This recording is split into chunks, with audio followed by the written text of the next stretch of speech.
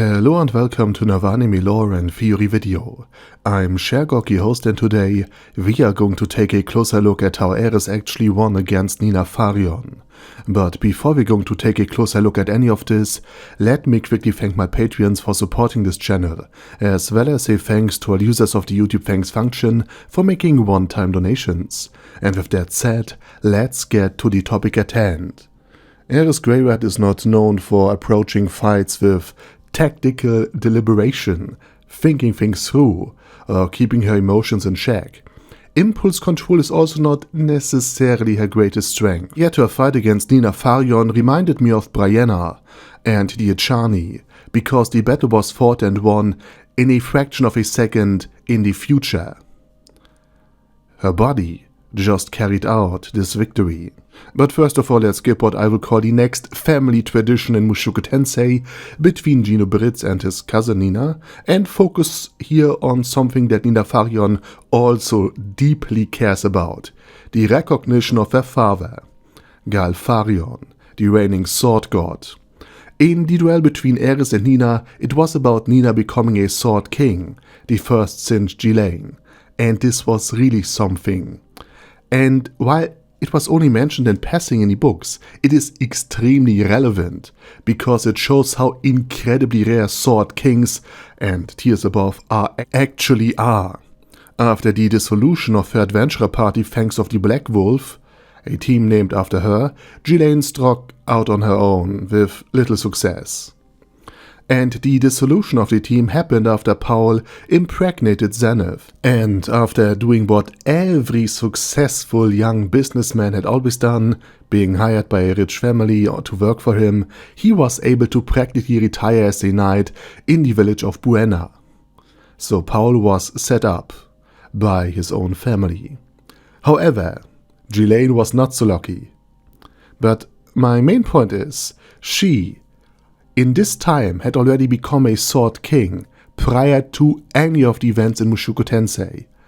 In other words, there hadn't been a new sword king of the sword god style for 20 to 25 years. And I know titles don't honor people bring honor to titles. Still, this title was something very honored already.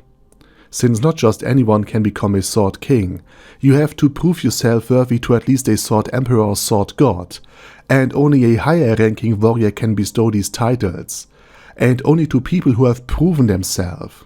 Thus, for Nina to then become a sword emperor, she would have to defeat Ghislaine, and Gal Farion himself would have to fall to her blade to receive the title of sword god. So from Nina's perspective, an extreme amount of influence, of prestige, of recognition was at stake.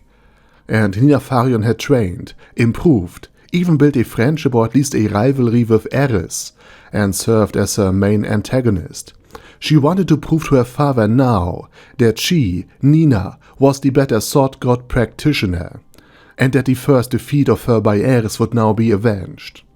She therefore held her sword above her head, the position that would allow her the fastest strike, because the longsword of light is all about striking as fast and hard as humanly possible, to decide the fight in the fraction of a second.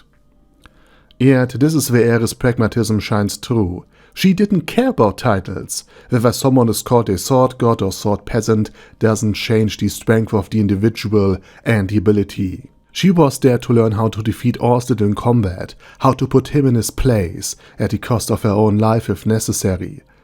So no matter the cost, she needed to win.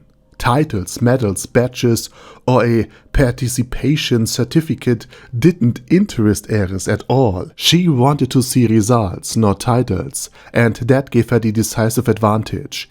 She decided to win the fight before it even began, rather than just performing, or competing in a sword god measurement contest. While Nina Farion wanted to show her father her mastery of the sword god style, for Eris it was solely about victory, not sword god martial arts. She knew how strong she was, she knew how fast she was, and she knew this would be about speed rather than strength alone, and that the longsword of light demands both strength and speed. While a certain technique a much lesser sword strike of the North God style would do the job. And so, when the duel happened, Eris used North God style in a duel about becoming a sword god king in order to defeat Nina Farion. And so, despite Nina having the advantage, and so despite Nina striking first, and so despite North God normally being weaker in a duel against an equally strong opponent of the Sword God style, Eris had won, because she had stricken faster than Nina Farion could.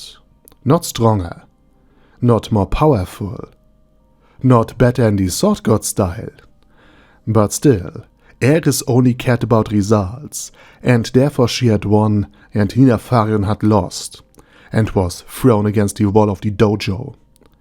And the reason was not Eris' mastery of Sword God style, it was her pragmatism, it was her desire to defeat Orsted by any means necessary, and therefore she didn't care about performing in front of Gal Farion, Nina Farion's father. She didn't care about etiquette, she didn't care about what style is used to win.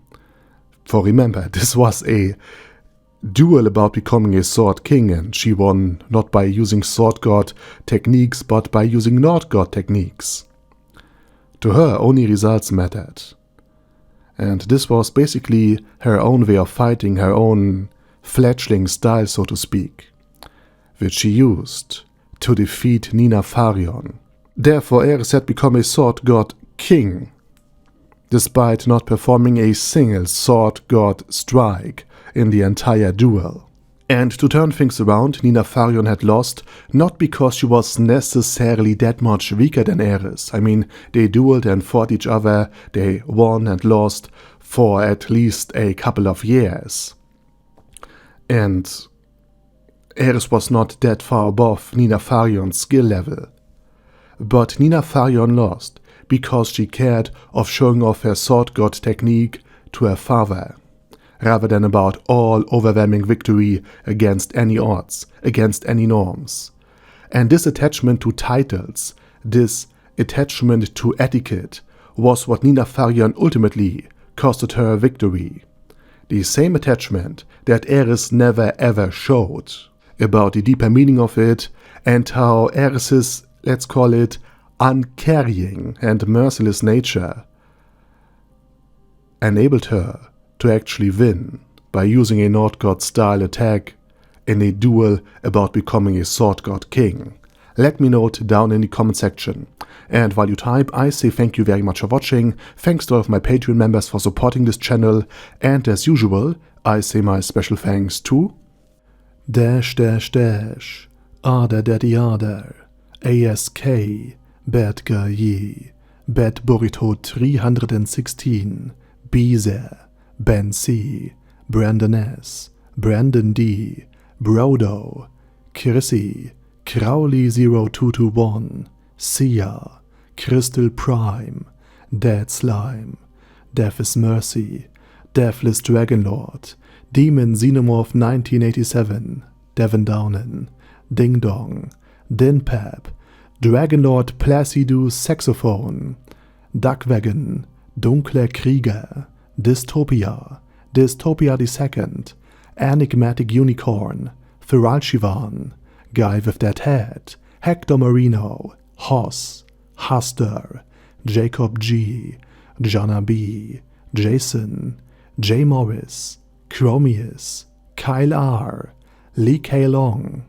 Legendarius, Lelouch wie Britannia with a Mustache, Lexus Fox, Lord Nishikian Rai, Lord Touch Me, Lork, Lofrazer, Mervek, Mr. Shoes, Mr. Tweaker, Michael R, Michael Y, Nope, Oh Hell No, Normal Toad, O'Kill, Overlord General Gasper, Paddy Pantum, Personage, Ruru, Primus 11, Rhinomere, Kyonekerkos P, Shergox's Daddy, Shadow Lightning Wolf, Shrine Keeper, Sir Axolotl, Super Tier Magic Batista Bomb, Supreme Cheese, Staris, Ted, Texas Deer, Diorg Worbos, Rag Etzmesha, T. Wang, Vash Hawkeye, Vegito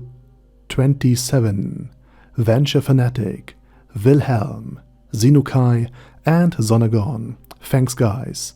Anyway, have a nice day, and I hope to see you all again soon.